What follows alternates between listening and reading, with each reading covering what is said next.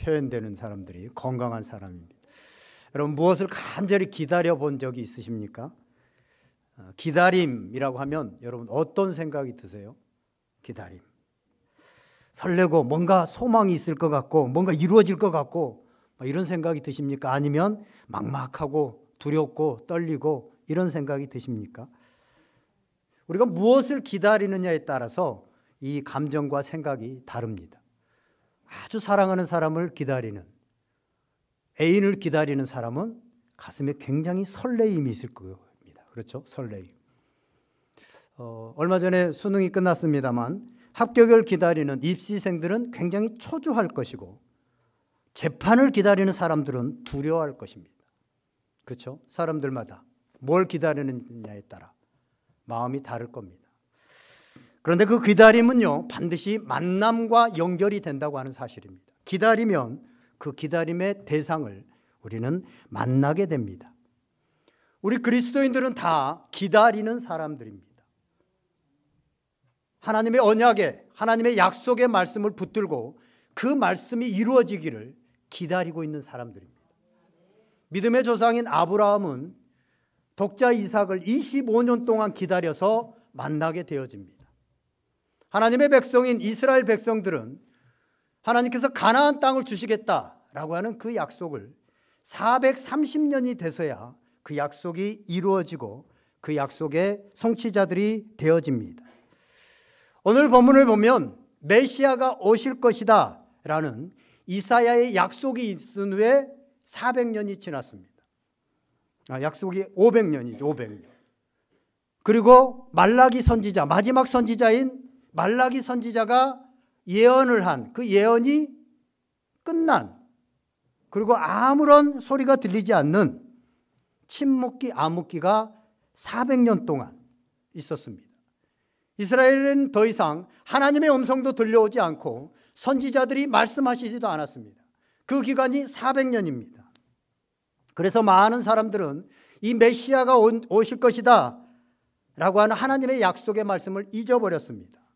세상 살기 바쁘니까 먼 옛날 그냥 전설적인 얘기 정도로 그렇게 생각하고 있었습니다. 아니, 많이 그 기다림을 포기했을지도 모릅니다. 그런데 이런 불신의 시대에 하나님의 약속을 여전히 붙들고 메시아를 기다리는 사람들이 있었습니다. 그래서 오늘과 저는 다음 시간에 우리가 예수 그리스도의 오심을 기다리는 이 대림절에 기다리는 사람이라고 하는 제목으로 예수님의 오심을 기다리는 사람들을 살펴보면서 함께 은혜를 나누고자 합니다. 오늘 본문을 보면 예수 그리스도를 기다리는 한 사람이 나옵니다. 그 사람의 이름은 시므온입니다.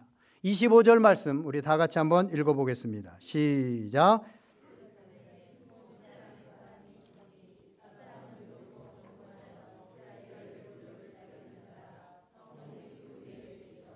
아멘. 예루살렘에 시므온이라는 사람이 있었는데 이 사람은 이스라엘의 위로를 기다리는 자라라고 말씀하고 있습니다.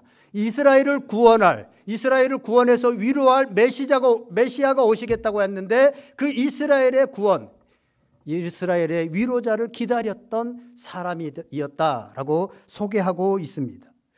예수님이 오셨을 때 모든 사람들이 다 예수님의 오심을 알고 그가 메시아임을 알고 예수님을 기다렸던 것은 아닙니다. 그리고 환영했던 것도 아닙니다.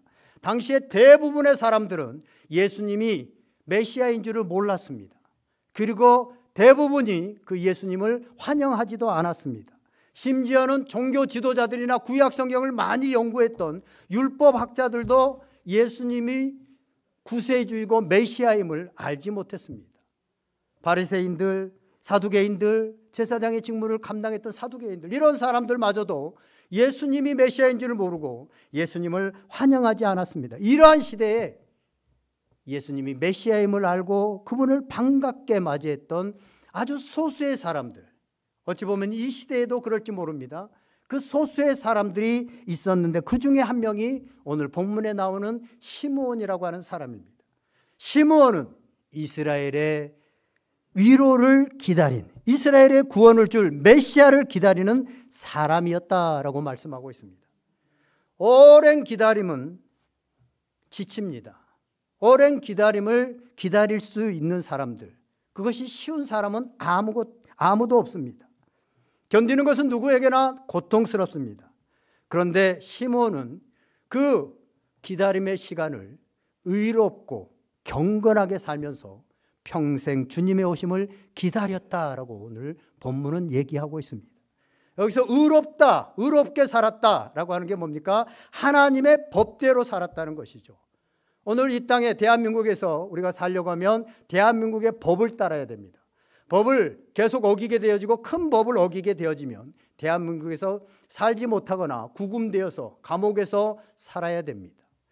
하나님의 법을 따랐다. 여러분, 하나님의 법을 압축하면 뭡니까? 하나님의 법은 사랑입니다. 하나님을 사랑하는 마음으로 하나님의 말씀에 순종했고 형제들을 사랑하는 삶을 살았다는 것입니다. 그리고 그는 또 경건하게 살았다라고 말하고 있습니다. 경건하다는 것은 이것이 주님의 뜻인지 아닌지, 이것이 내 뜻인지 신중하게 생각하면서 두려움으로 살았다는 것입니다. 내 뜻이 아니라 주님의 뜻으로 살았던 사람, 그 사람이 시므온이라는 것입니다. 이 시므온은 오늘 본문에 보니까 의롭고 경건하게 평생 살아갔다라고 말하고 있습니다. 이것이 어떻게 가능했을까요? 어떻게 평생을 의롭고 경건하게 살아갈 수 있었을까요?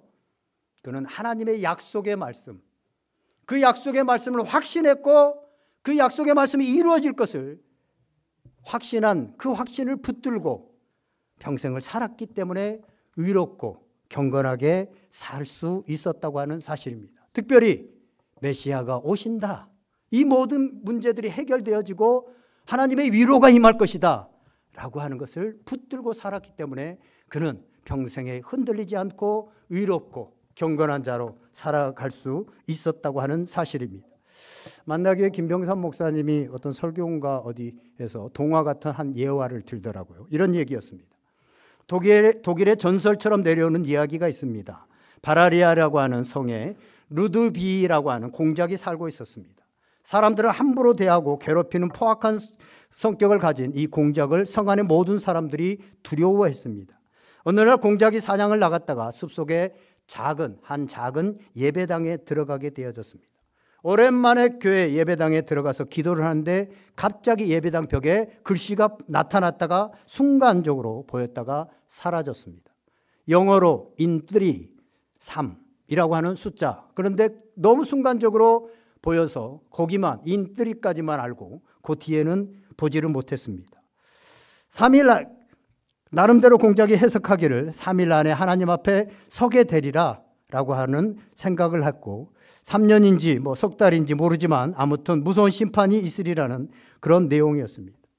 여태껏 많은 죄를 지었기 때문에 그는 나름대로 해석해서 3일 안에 하나님 앞에 서게 되는데, 죽어서 하나님 앞에 서게 될 때, 심판대 앞에 서게 될 때 내가 그래도 마지막에라도 좀 착한 일을 해야 되겠다. 그래서 아내와 또 부하들에게 잘해 줬습니다.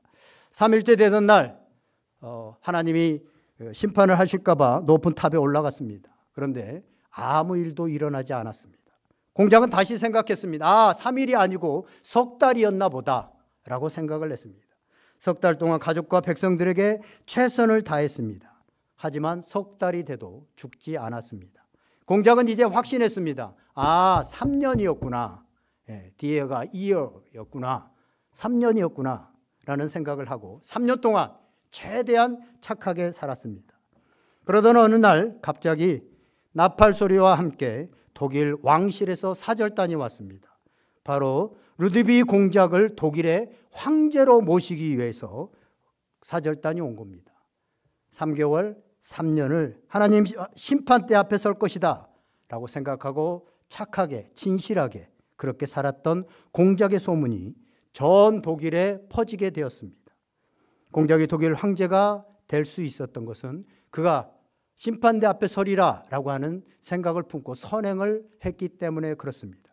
이것을 가능하게 한 것이 바로 기다림입니다. 그렇습니다. 오늘 본문에 보면 시므온이라고 하는 사람이 하나님의 약속을 확신하고 메시아를 기다려왔습니다. 그래서 그는 절망적이고 소망이 없는 악한 그 세상, 아무도 믿지 않고 너희 하나님이 어디 있느냐, 그리고 그 약속을 다 잊어버린 시대에도 의롭고 경건하게 그렇게 살 수 있었던 것입니다. 시므온은 평생 자신의 존재 이유와 목적을 절대 잊지 않았습니다. 이것이 진정으로 예수 그리스도의 오심을 기다리는 사람들의 모습입니다. 그런데 이 시므온이 의롭고 경건하게 산다고 예수님을 만날 수 있었던 것은 아닙니다. 오늘 본문에 보면 특별히 강조하고 있는 부분들이 있습니다. 25절에 보면, 하반절에 보면 이스라엘의 위도를 기다리는 자라 성령이 그 위에 계시더라. 아멘. 26절에도 보면 성령의 지시를 받았더라. 27절에도 보면 성령의 감동으로 성전에 들어가매라고 말씀하고 있습니다. 매 구절마다 성령의 그 위에 계시고 성령의 지시를 받고 성령의 감동으로 살아갔다라고 말하고 있습니다. 그래서 시므온은 성령을 받고 성령님과 함께 동행한 그런 사람이라고 볼 수 있습니다. 시므온은 성령의 충만함을 입은 사람이라고 볼 수 있습니다. 그래서 주님을 기다리는 그 긴 기다림을 의롭고 착하게 살았지만 그는 또한 성령의 사람으로 성령과 동행하는 삶을 살았기 때문에 이 삶을 지속할 수 있었다고 하는 사실입니다. 그래서 그 성령의 가르치심으로 인해서 결국 아기 예수님을 알아볼 수 있고 아기 예수님을 만날 수 있었던 것입니다. 오늘 우리도 마찬가지입니다. 우리가 잘 알고 있는 것처럼 예수 그리스도께서 성경대로 죄인을 위해서 이 땅 가운데 오셨습니다. 그리고 우리 죄를 위해서 십자가에 달려 돌아가셨습니다. 부활하셨습니다. 그리고 그 예수 그리스도를 믿는 자들에게 의롭다고 칭히 의롭다고 여겨주시고 우리를 구원해 주셨습니다. 그런데 이 놀라운 복음도 성령의 임재와 깨닫게 하시는 역사가 없으면 아무 소용이 없습니다. 우리에게 효력이 나타나지 않습니다. 단순히 그냥 머릿속에 있는 지식으로 끝나버립니다. 고린도후서 3장 6절을 보면 이런 말씀이 있습니다. 그가 또한 우리를 새 언약의 일꾼 되기에 만족하게 하셨으니 율법 조문을 하지 아니하고 오직 영으로 함이니 율법 조문은 죽이는 것이요 영은 살리는 것이니라. 아멘. 성령의 임재가 없으면 예수 그리스도의 그 복음이 기록된 이 말씀도 그냥 기록된 하나의 율법 조문에 하나의 그냥 글씨에 불과하다는 것입니다. 나에게 어떤 효력도 어떤 능력도 나타나지 않는다는 것이죠. 이것에 대해서 베드로후서 1장 20절에서 21절에 베드로 사도는 이렇게 말합니다. 먼저 할 것은 성경의 모든 예언은 사사로이 풀 것이 아니니 예언은 언제든지 사람의 뜻으로 낸 것이 아니요 오직 성령의 감동하심을 받은 사람들이 하나님께 받아 말한 것임이라. 아멘. 성령의 원저자는 하나님이십니다. 그 하나님으로부터 영감을 받은 사람들, 성령을 받은 사람들이 하나님께 받아서 성경을 기록했습니다. 그렇게 성경이 기록됐기 때문에 성경의 말씀은 인간의 지성으로 인간이 공부해가지고 올바르게 이해할 수 있는 것이 아닙니다. 성령으로 거듭난 사람만이, 성령이 깨닫게 하신 사람만이 이 성경을 올바로 이해할 수 있습니다. 왜냐하면 성령의 도우심이 없이는 성경을 깨닫지 못하기 때문에 그렇습니다. 이것을 신학 용어로는 조명, 일루미네이션이라고 말을 합니다. 성령이 조명해 주셔야 된다. 비춰 주셔야 된다라는 것이죠. 그래서 예수께서 탄생하실 때 성령이 없이 성경을 막 연구했던 율법학자들, 얼마나 성경을 많이 알았습니까? 종교적인 것들을 지도했던 종교 지도자들, 사두개인들, 제사장들, 아무도 예수님을 알아보지 못했습니다. 왜요? 성령이 없었기 때문에 그렇습니다. 성령이 없이 종교 생활을 했기 때문에 그렇습니다. 그러나 성령의 사람이었던, 성령이 함께 위에 있고 성령의 인도하심을 받고 성령의 감동을 받고 살아갔던 시므온은 예수님이 메시아임을 분명히 알았습니다. 그리고 정확히 알고 그를 구원자로 알아보고 그를 찬양하고 찬송하고 그를 안고 하나님을 기뻐하는 것을 보게 되어집니다. 우리가 그리스도인이 되려고 하면 착하고 성실하게 살면 되는 것이 아닙니다. 교회를 열심히 왔다 갔다 하면 되는 것도 아닙니다. 우리가 그리스도인이 되기 위해서는 성령으로 거듭나야 됩니다. 우리가 거듭나기 위해서는 성령께서 복음을 듣게 하시고 의와 심판에 대해서 깨닫게 하시고 우리가 얼마나 죄된 존재인가, 우리의 죄악을 보게 하시고 눈물 흘리는 회개를 하게 하시고, 그렇게 해서 예수 그리스도를 믿게 합니다. 이런 회개가 없으면, 이런 성령의 역사가 없으면 우리는 누구도 그리스도인이 될 수 없습니다. 교회를 20년 됐다고 직분이 권사고 장로고 목사이기 때문에 그리스도인이 되는 게 아닙니다. 성령의 역사가 있어야만 되는 것입니다. 그리고 우리가 이렇게 거듭났을 때 성령이 우리 마음속에, 우리 속으로 임하게 되어집니다. 그 성령님께서 들어오셔서 너는 내 것이다 라고 인을 쳐주십니다. 베드로전서 1장 13절을 보면 그 안에서 너희도 진리의 말씀 곧 너희의 구원의 복음을 듣고 그 안에서 또한 믿어 약속의 성령으로 인치심을 받았느니라. 아멘. 여기서 인쳤다는 건 뭐예요? 계약서에 도장을 찍었다라는 말입니다. 성령이 우리를 하나님의 자녀로 인쳐주셨다. 그래서 우리 안에 있는 성령에 집중하게 되어지면 우리가 예수 그리스도의 자녀가 되고 세상에서 이제 나와서 하나님의 자녀가 되어졌다라고 하는 것을 우리는 알게 되어집니다. 스스로가 알게 되어집니다. 왜냐하면 내 속에 있는 예수 그리스도로 인하여서 성령님께서 그것을 알게 하십니다. 이렇게 함께 하시는 것을, 성령이 우리 안에 함께 하시는 것을 성령의 내주라고 말을 합니다. 내주. 우리 안에 계속 들어와 거하신다는 겁니다. 거듭난 성도들 안에는, 그리스도인들 안에는 너나 할 것 없이 성령이 다 내주하고 계십니다.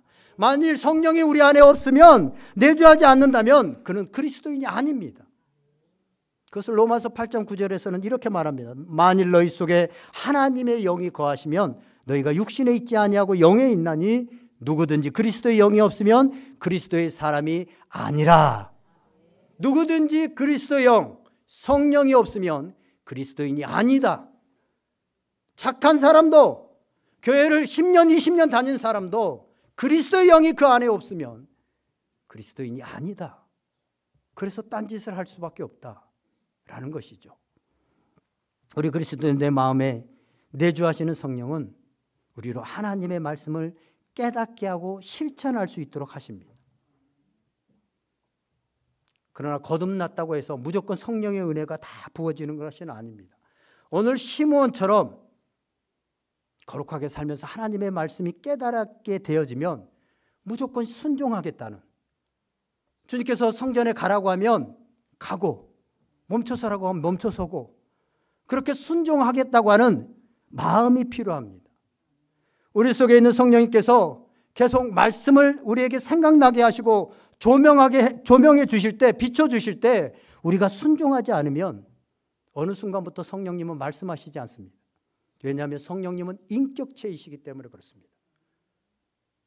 우리가 누군가에게 무슨 얘기를 충고를 하는데 그 사람이 계속 듣지 않는다, 그럼 더 이상 말을 하지 않잖아요. 인격체에 있기 때문에 그렇습니다. 아니, 성령님께서 계속 말씀하셔도 이미 우리의 마음이 닫혀 있기 때문에, 성령님께 순종할 마음이 없기 때문에 들려지지가 않습니다. 전혀 들려지지 않습니다. 그러면 성령님과 전혀 관계없는 삶을 살아가게 되어지죠. 그러면 어떻게 됩니까? 내 마음은, 공동체는 사단의 놀이터가 됩니다. 베드로가 주는 그리스도시여 살아계신 하나님의 아들입니다. 마태복음 16장에서 고백하죠. 성령의 인도하심을 받고 하나님께서 그것을 가르쳐줬을 때는 그렇게 고백합니다. 그런데 잠시 성령을 의지하지 않고 성령의 생각을 붙들지 않고 자신의 생각을 붙드니까 예수님이 십자가에 죽으실 것이다 라고 하는 것을 막습니다. 그때 예수님께서 뭐라고 말씀합니까? 사단아 물러가라. 내 속에 사단이 있다는 거예요. 우리 그리스도인들도 성령의 생각을 붙들지 않고 성령의 이끌림을 받지 않고 인도하심을 받지 않으면 마귀의 생각에, 마귀에게 이끌리실 수 있습니다. 그래서 마음껏 미워하고 마음껏 거짓말하고 마음껏 사기치고 그렇게 살아갈 수 있습니다. 여러분, 거짓말은 굉장히 큰 죄입니다. 여러분, 요한계시록에 가보면 거짓말하는 불과 유혹이 타는 둘째 심판에 임하게 되어진다. 그런데 성령의 인도하심을 받지 않고 마귀의 인도하심을 받으면, 마귀의 인도하심인가요? 마귀에게 붙들리게 되어지면 인도하심을 받는 사람은 있어요. 예. 마음껏 거기에 놀아납니다. 그냥 유린합니다. 마음껏 미워하고 시기하고 분열하고 그게 좋은 건지 나쁜 건지 뭔지도 모르고 그냥 막 아둔해져 가지고 정말 마귀의 놀이터가 됩니다. 그런데 자기는 권사고 장로고 목사다라고 말을 합니다. 교회도 마찬가지죠. 성령의 생각을 붙들지 않으면, 기도하면서 성령이 행하시는 것을 붙들지 않으면 교회도 마음껏 그냥 마귀가 노는 놀이터가 되어집니다. 한국의 교회들이 얼마나 그래서 많은 교회들이 무너졌습니까? 성령이 말씀하시면 무조건 순종하겠다 라고 할 때 성령께서는 계속 말씀하십니다. 그리고 인도해 주십니다. 순종하지 않는 순간부터 어느 순간부터 말씀하시지 않고 말씀하셔도 들려지지 않습니다. 나아가 이 내주하시는 성령님의 말씀에 순종하면 오늘 본문의 시므온처럼 인도하심을 받게 되어집니다. 우리의 삶을 구체적으로 인도해 가십니다. 사도행전 13장 2절에서 3절을 보면 안디옥 교회가 성령의 인도하심을 받게 됩니다.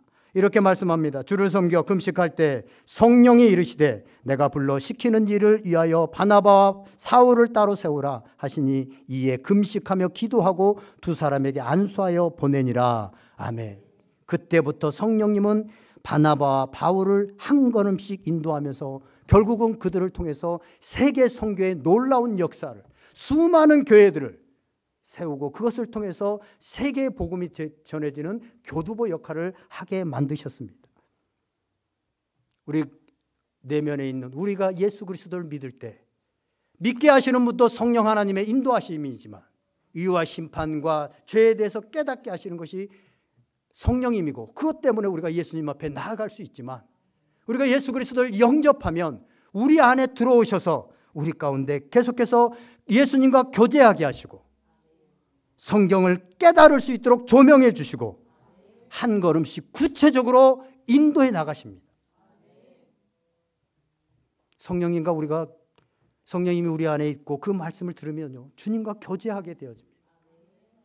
우리 신앙생활이 뭡니까? 한 번 와서 예배를 드리고 뭐 예배에 몇 번 참가했다, 뭐 이게 신앙생활이 아닙니다. 얼마나 주님과 동행했느냐. 우리가 예수 그리스도를 믿는 순간 성령으로 인해서 예수 그리스도가 우리 안에 있잖아요. 예수님의 신부가 되었잖아요. 그래서 그분과 함께 매일 같이 사는 거 아니겠습니까? 제가 오후에 이렇게 주일 오후에 간증을 얘기하라고 할 때 가끔 힘들어하는 분들이 있어요. 여러분, 간증이 왜 힘듭니까? 예수 그리스도와 함께 살지 않기 때문에. 여러분, 일주일 동안 남편과 살았어요. 예수님이라고 하는 남편과 살았어요. 근데 어떻게 할 얘기가 하나도 없어요? 아니, 내가 남편을 미워하게 됐다, 남편을 잘못했다, 이런 것도 할 수도 있고, 뭐 싸웠다, 이런 것도 할 수도 있고, 참 남편이 이렇게 나를 따뜻하게 안아줬다, 뭐 선물을 사줬다, 이게 다 간증이 되는 거 아니겠습니까? 신앙생활은 이 간증이 많은 사람들입니다. 매일매일 간증이 있어야 됩니다. 요즘 우리 둘째 딸이 삶의 간증이 너무 많아가지고 아빠한테 막 물어보는데 내가 오히려 부끄러워요. 그 삶에 성령이 임하시고 성령의 인도하심을 따라가면 간증이 많아집니다. 하나님께서 구체적으로 한 걸음씩 인도하고 계시기 때문에 그렇습니다. 성령님은 바나바와 바울을 인도하신 것처럼 지금도 수많은 사람들을 지금까지 인도하셨고, 지금도 세미한 음성으로 성령의 조명된 말씀으로 우리를 계속해서 인도해 나가고 계시고 앞으로도 계속 인도하실 것입니다. 제가 말씀을 준비하면서 저 자신을 이렇게 생각해 보니까 처음 예수 그리스도를 인격적으로 일반 대학을 다니면서 만난 이후에 어떻게 하면 이 성령의 음성에 귀를 기울이고 살아갈까 하면서 살아가다 보니까 저는 수요일에 잠깐 얘기 드린 것처럼 목사가 되고 싶은 마음은 없었습니다. 헌신한 적도 없고 엄청난 일이 닥쳤어서 그 길로 갈 수밖에 없는 그런 목사님들도 있는데 저는 그렇지 않았습니다. 그냥 평범하게 살고 있었는데 제가 어떻게 하면 성령의 음성에 귀를 기울일까? 그래서 이제 대학을 졸업해서 배를 탈 때는 5년 동안 가는 배마다 거기에 교회를 세웠습니다. 평신도 아무것도 아닙니다. 그런데 제일 말단 직원인데 거기다 교회를 세워서 어떻게 하면 이 사람들이 타락하지 않고 이 배 안에서도 교회가 없는데 예수 그리스도를 믿게 할 수 있을까? 온통 그것에 온통 마음이 다 갖고 그렇게 했습니다. 배를 내려서는 교회를 어떻게 하면 세울 수 있을까? 그래서 결혼하자마자 우리 집을 청년들이 이렇게 있는데 외지에서 와서 거할 곳이 없으니까 일부러 집을 큰 거 얻어가지고 집사람과 신혼 3년 동안 12명의 형제들과 같이 살았습니다. 그 등치 큰 형제들. 참 집사람 고생을 많이 했어요. 처음부터 12명을 하루 세끼 먹이려고 생각해 보세요. 엄청나요. 김치 부침개를 하면 큰 이런 다라이라고 그러죠. 거기에다 밀가루를 타야 돼요. 그렇게 12년을 그냥 살았습니다. 그게 하나님의 인도하심이라고 생각했기 때문에 뭐 돈이 있어서가 아니라. 그리고 하나님께서 강제적으로 신학교를 보내셨습니다. 신학교를 다니는 중에 당진교회 사역을 하게 되어졌는데 거기가 하게 됐는데 거기도요. 제가 뭐 가고 싶어서 그런 게 아니라 처제가 있어서 갔더니 목사님이 잘 왔다고 그래가지고 거기서 사역을 하라고 해서 그냥 순종해서 했습니다. 하나님의 음성, 성령의 음성으로 알고.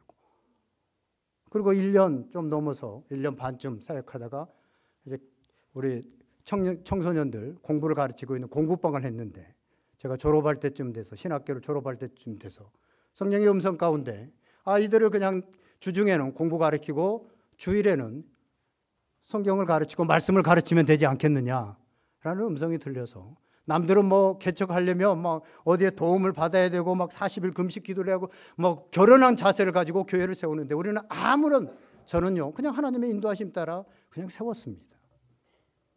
당시에 뭐 수요일도 얘기했지만 굉장한 둘이 오후만 하는데도 수입이 많았습니다. 벌써 20년 가까이 됐는데 그 당시에 둘이 오후에만 하는데 한 400 정도 수입이 있었습니다. 넘었습니다. 400도. 근데 뭐 어디 세금도 안 내도 되고 이런 거 나가면 안 되는데. 예. 그런데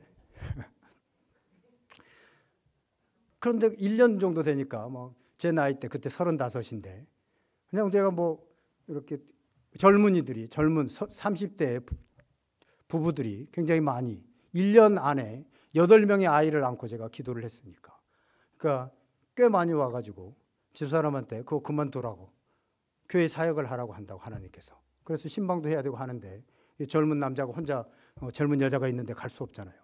그래서 그만두게 했습니다. 한 1년 후에 얼마나 후회했는지 몰라요.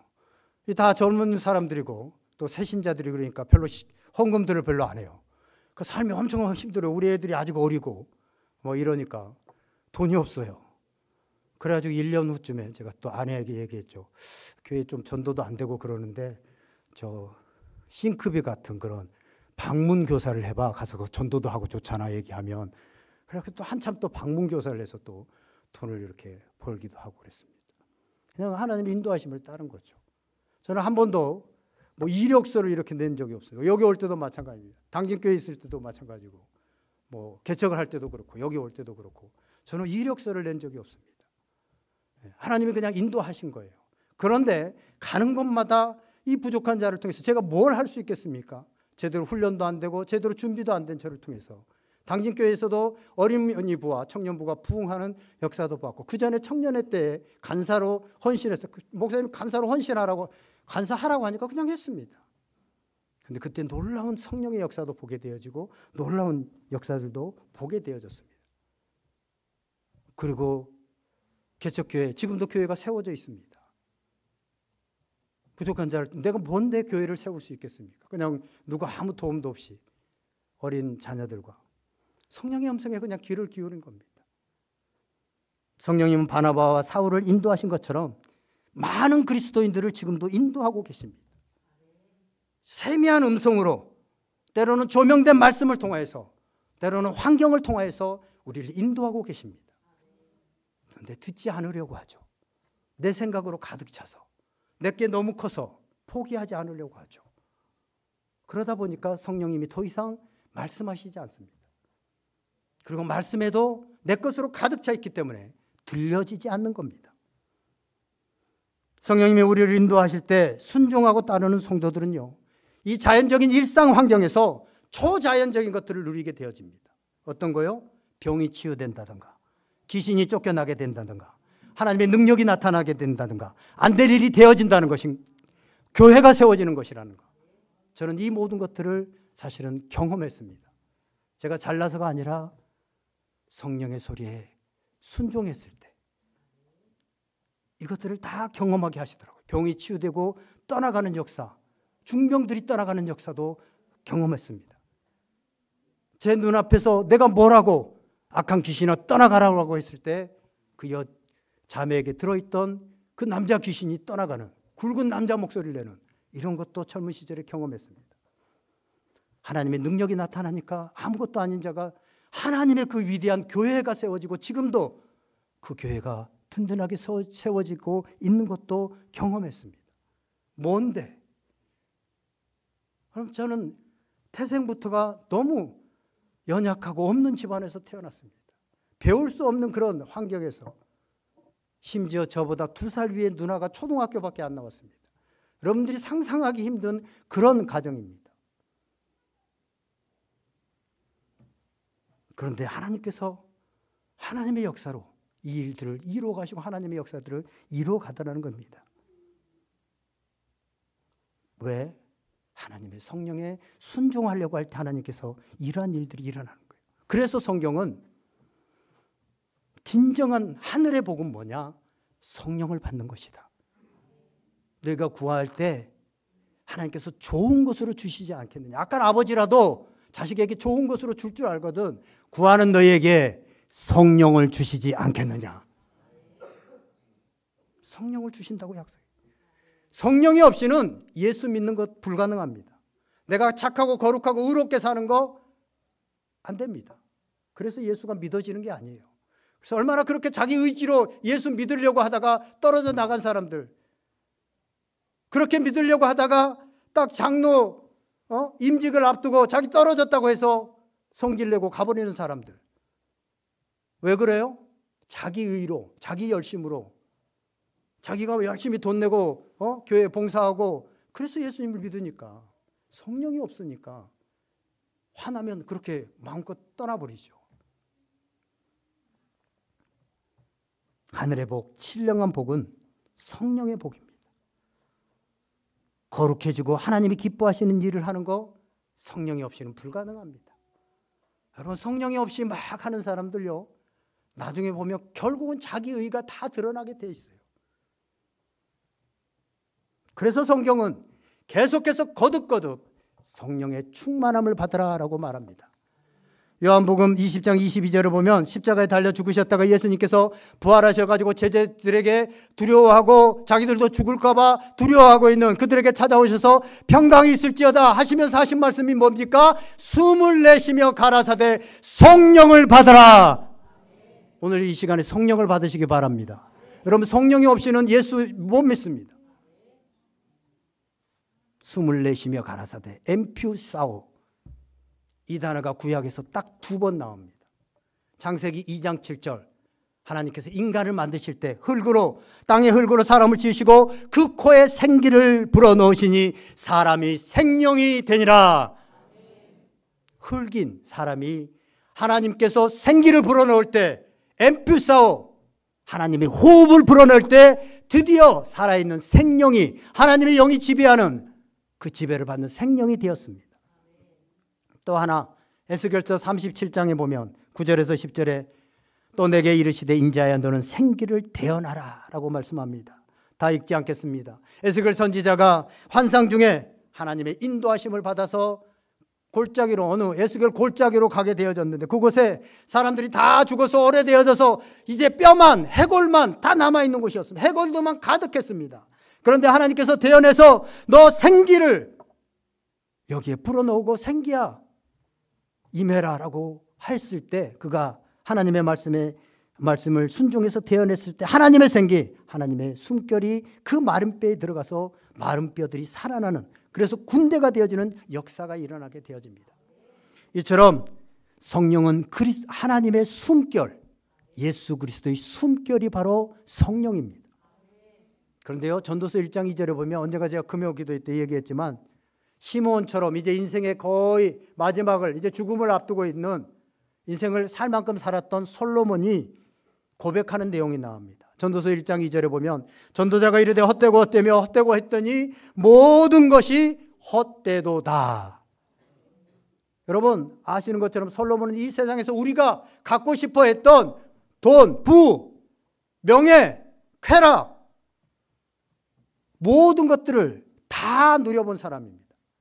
여러분, 우리가 그 중에 한 가지만 다 가진다고 해도 엄청 부러운 사람이 될 겁니다. 그런데 여기 집중하세요. 솔로몬은 이 모든 것을 다 가져본 사람입니다. 그런데 그가 마지막에 말년의 인생이 너무나 헛되다고 그렇게 고백합니다. 여기서 헛되다라고 하는 히브리어 동사가 하발인데, 이 하발이라는 단어가 숨결, 호흡이라는 단어를 나타내는 하벨이라는 단어에서 나옵니다. 그래서 여기에서 말하는 이 숨결은요, 인간의 숨결입니다. 인간의 숨결. 지금 우리 모두 살아있죠? 살아있다는 것은 숨을 쉬고 있다는 겁니다.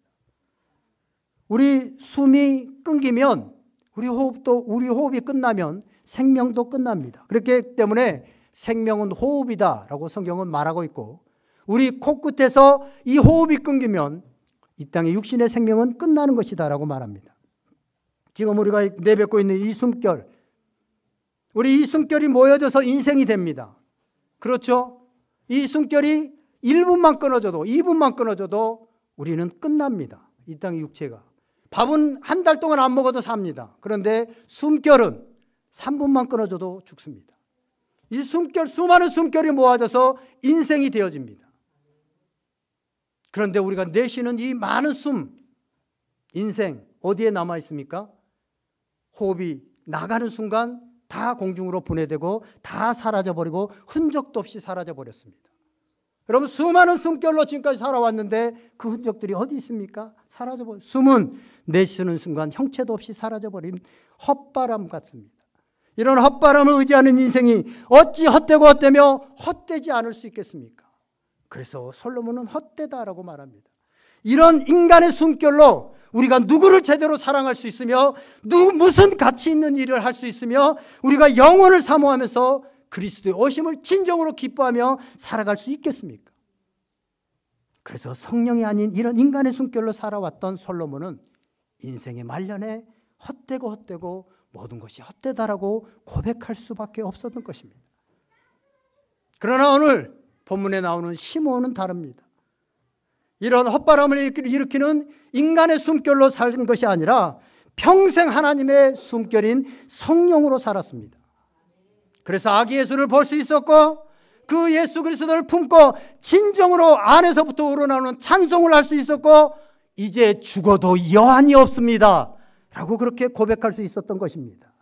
오늘 본문을 보면 이렇게 말씀합니다. 시므온이 아기를 안고 28절 하나님을 찬송하여 이르되 주제여 이제는 말씀하신 대로 종을 평안히 놓아주시는도다. 평안히 죽겠다는 거예요. 주님을 만나고. 제가요 잠시 암 환자였잖아요. 암 하면 뭘 생각나요? 죽음이 생각나잖아요. 제가 제 생각에 붙들리고 성령의 생각이 붙들지 않을 때는 이 죽음이 생각되어지고 죽음은 두려움으로 이어집니다. 그런데 성령의 생각이 붙들리게 되어지고 성령이 임재하게 되어지고 성령과 함께하게 될 때 죽음이 무섭지 않더라고요.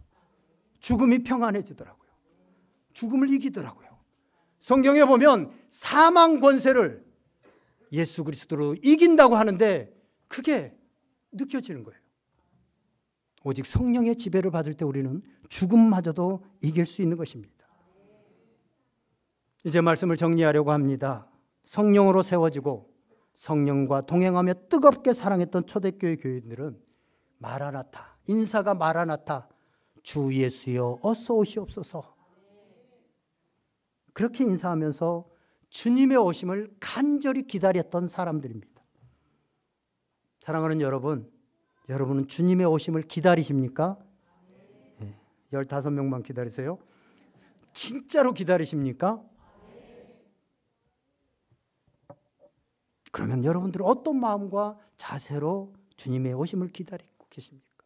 소망과 기대와 흥분, 설레임을 가지고 기다리십니까? 아무런 그냥 밋밋하게 오시든지 말든지 그렇게 기다리고 계십니까?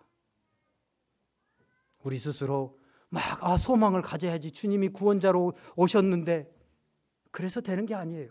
그 기쁨과 소망은 우리 안에 성령의 인도하심을 받고 성령의 지배를 받을 때 그 기쁨과 감사, 환경을 뛰어넘는, 죽음마저도 뛰어넘는 그 기쁨과 감사함을 가질 수 있게 되어지는 것입니다.